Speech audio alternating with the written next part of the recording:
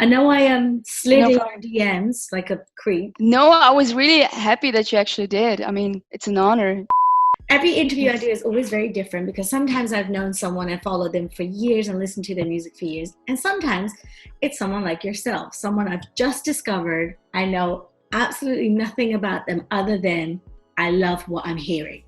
It really amazes me how people discover my music all over the world, because here in Switzerland, you would never think that you can reach people outside of this country. Just started 1.5 years ago to release music. So this is really huge for me. So do you sometimes feel like you're in a bit of a bubble because of where you're based, or you have to scream and shout harder for people outside of Switzerland to discover you? Well, luckily I didn't have to do that. As I said, in 2018, I released my first single, Live High. And ever since, the song was spread to the right people, because we didn't do a lot of promotion. We didn't invest money into that, but into producing and mixing and mastering. And the only request I had to the universe was just send it to the right people. What do you think was a catalyst that was in this spreading of the music? Was it a certain person, or was it maybe a platform? What kind of made your music get out there? When I released the Lighthouse video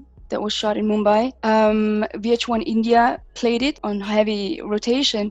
And ever since, I was able to reach Indian people, like from all generation, And then it started out spreading in the UK. BBC got, I got the attention from BBC, and also got invited for an interview. So I didn't have like specifically somebody on my mind, but just people who can relate to my music. And that's amazing. And what I liked is, I think it says in your Spotify biography, it says that you're constantly searching for your roots of where you come from. What does that mean? Yeah. I was born and raised in Switzerland. I'm 34 years old now.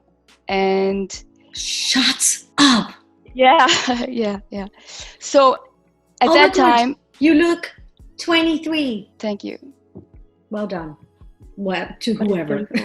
Yeah. Brown don't frown, baby. That's what it is. That's true. So basically, at that time, there weren't many Tamil people around me. So I didn't grow up with brown people at all. So I was always the only one in classes. And it was difficult for me to relate to my roots. And honestly, I was also... At that time, I was not really looking for it because I was trying to adapt and be cool. And, and at that time, being Tamil was not cool at all. So people made fun of that. And, the older I got, the more I was wondering, where I'm really from. Like, even my parents at that time wouldn't really tell me about their stories in Sri Lanka and how they grew up. Only now I come to find out that my dad used to play in big bands in Sri Lanka and that he was singing in front of thousands of people. And he's telling me this now when I'm 34, But I guess we get this upbringing, like even with my mom, she used to study theater and she used to sing in college and uni. But we get this upbringing that's so like, don't go in that direction. Exactly, yeah. And then you find out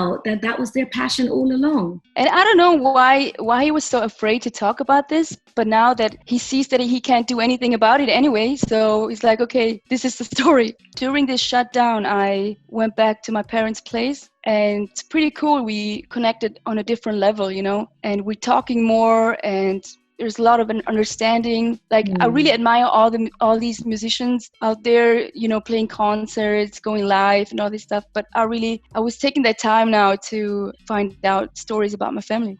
That's beautiful. I think, to each their own, maybe totally. This is what needed to happen for you guys to kind of strip everything, all the distractions away and focus on what's important for you all as a family and as a unit. And from what I understand, you work with your brother a lot, right? He's a producer and a rapper, and he goes by the name Jaffna Gold. Basically, we've been doing music separately for all these years. It was never on my mind to have like a career. Okay. So for me, it was like, in a way, it was like a calling. There was always something like a voice inside telling me, you have to do it. You just release and see what happens. And then by the time 32, I was like, okay, you know what? Other people get married and have babies, and I'm going to put my baby out there and let's see what happens. Yes. Yeah, I guess my story is a bit different, but it started out late. But yeah, I'm really proud of that step, actually, that I did it. Because I'm turning 30 this year, right? And I never really had a thing with age. I always feel young, and I live however I live. But it's funny because this year, the more and more I'm, getting more of a attention in the music industry, and like the DJ thing is all kicking off, the more I also realize that a lot of my peers are in their early 20s. Mm-hmm. Yeah, exactly. Normally it doesn't faze me, but every now and then I catch myself having a moment where I think, well, how many more years am I going to be in these clubs? And I'm so glad you brought it up yourself, because for women more so than men, I think there's this, the stigma is definitely fading. Like, I don't want to turn it into something it's not. But there's something there in the back of all of our minds where we question, am I too late, or how long do I have left? Like, how do you deal with that? Now, like once in a while, the question comes up, like, but then again, I was like, you know what? Let's not worry about that and just trust and see where it leads you, That's what I'm doing right now, And it's like the universe was waiting for me all these years to put something out. And finally I did it, and it feels so good. And especially with my brother together, that we are creating art together, it's something really magical about it. How did your family feel? They must be really loving the fact that you and your brother are doing this together. Well, my parents, they were never supportive in this, but they always wanted me to get married very early and to have like a full-time job, 8 to 5, which I have, by the way. I'm doing this at the same time. Only now they really realize what potential the whole thing has, and it's not just a hobby. And so they finally let loose and started to believe what we believe in. And I also didn't believe that I could go this path until, my inner voice got really loud. And then I quit my job, and I was like, okay, you know what? I'm gonna take a time out. A creative time out. I'm going to go to New York and see what kind of songs I'm going to write, what comes out. And then if not, then you just give up, you know, you just move on. So so I was in New York then, wrote the songs together with my brother, like via Skype. And that's how we created these songs for my album.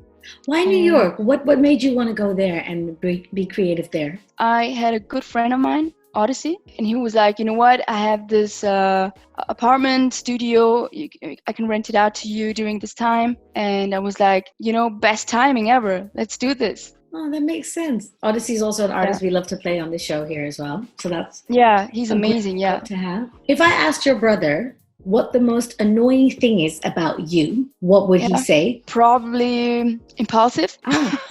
Ah. When we produce songs together, there's no easy, nice way to tell him this is not what I'm feeling. Right, yeah. It's just like, no, I'm not feeling this.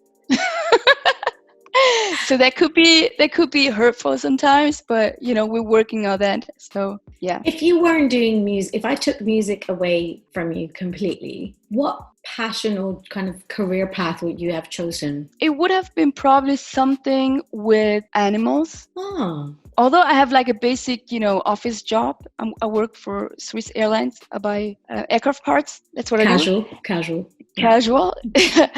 But I would say animals, rescue animals or something like that. Because when I was at the age 24, I went to Namibia to volunteer work with wild animals, cheetahs, lions, and baboons. That was a really, really amazing experience I had, and that's crazy. I felt like I have this connection with animals. Yeah. But for me growing up in Amsterdam, I was always the only brown girl in the club. So I remember we were talking about this last week when Bucky Dungun came out and it became a club banger. Every time that song came on, people used to look at me and point at me like... They were pointing at you, right? And I just thought in my head, first of all, we look nothing alike. I mean, I love her. I stan. Yeah. But I was just like, come on, guys. So it's funny because amongst, brown girls becoming bigger in mainstream media now, the reference of MIA always comes back. And I wanted to ask you if you have any affinity with her career and the start of her career. I mean, same story with me, actually. People compare me a lot to her, even musically, but I don't see that either. No. But she's definitely someone I always looked up to. I won't lie, I did slide into her DMs. Why not? why not, right? Maybe one day I can meet her, Her uncle and my uncle, they're best friends. Why are we always like this? Why is this really always our life? People joke And about, are you related? And it's like, no, we're really related. We're really related. Far, far related. That's crazy. If I were to send you off to an island by yourself and you could only bring one album to listen to for the rest of your life, what album would it be? Probably In a Vision by Stevie Wonder. Yeah, nice. That's a good album. Why that one? Because I literally like all the songs on it. And Stevie is a huge inspiration for me. Also, Lauryn Hill. Those are the two artists that I discovered by the age of 13 and got into new soul music. Yeah. I think Miseducation is probably the number one answer I've been given. I almost said it though. Who are some artists that are heavily on rotation for you now? Right now, it's Snow Allegra, actually. I've been following her for a long time. And there's just this something special about her voice that you can listen over and over again. She can even sing a whack-ass song and it sounds good with that voice, Who would be your ultimate music collaboration? If I go, Priya, we can go to the studio right now with anybody you want. I would say A.R. Rahman, the South Indian music composer. Oh, okay. We would create something really new. A mix between traditional soul, blues, and Indian classical music. Maybe, I don't know. He's also one of my biggest influence. And maybe I would even call MIA up and be like, hey, you know what? Let's do this song with A.R. Rahman. She could do a verse. She would be the featuring artist on the song. Oh, that would be amazing. And I will premiere it on radio. It will just be one big, beautiful family affair. Is your mom still on your back about the whole marriage thing? Definitely. Basically, almost like every day. My dad is like, you know what? It's cool and everything with the music, but family is important. They're just never going to chill until it happens. They will never. No.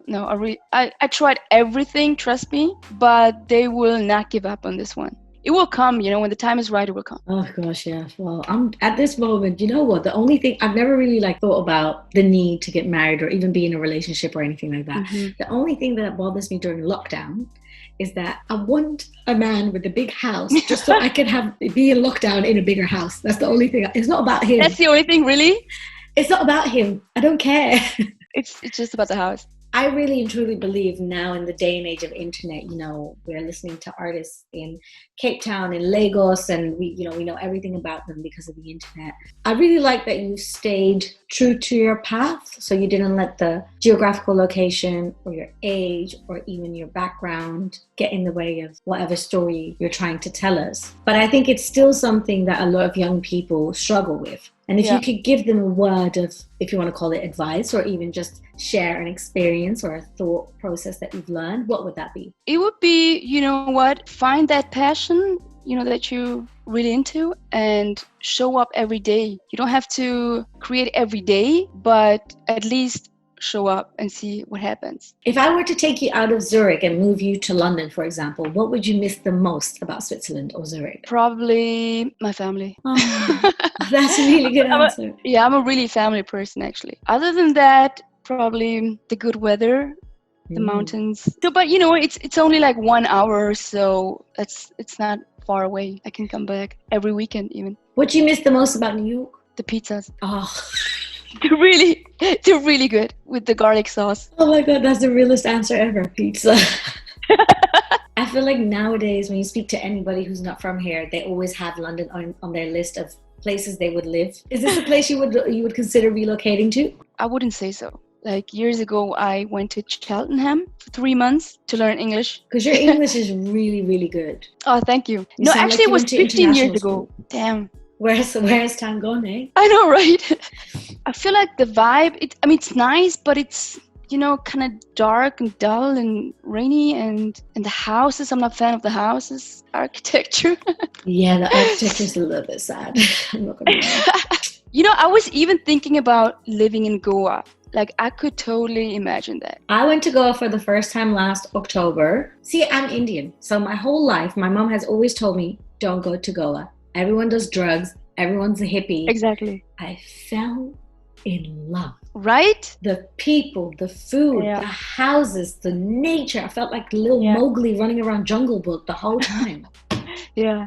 It's like time stops there. And that's when we shot video, Good Love. Had the best time ever there. The music director, he was from Mumbai. Initially wanted to shoot the video in Jaffna, in Sri Lanka. Yeah. And because of the situation there, we thought maybe it's not the safest place to do that. Mm-hmm. So the music director was like, okay, what place is the closest, like Jaffna or Sri Lanka? Goa it is. Even the stylist and the guy in the movie, my lover in the video, they came from Delhi. That's so cool. Your music really speaks for itself. It's just so soulful, and it's romantic. It's fuzzy. It's warm. It just feels very natural. Let me put it like that. It feels like it just oozes out of you. Yeah. This is what you're meant to be doing. And actually, that's what I would like to ask you before we say goodbye. Tell me about the album. The album is, as you could tell, a mix of Western music and South Indian music. And I don't want to say much about the album because it takes more time to do the whole rollout. Before the whole shutdown happened, I was supposed to release the album on the March 20th. Right. And we were like, okay, maybe it's not the best time. So we were waiting. And during this waiting time, we got other deals requests. And meanwhile, we have really amazing team, who really see our vision. Like before, we would just put it out there and let's see what happens again. But this time, we're taking it a little slow. So we're going to have to wait and see then. Yes, please. We're going to have to wait to see.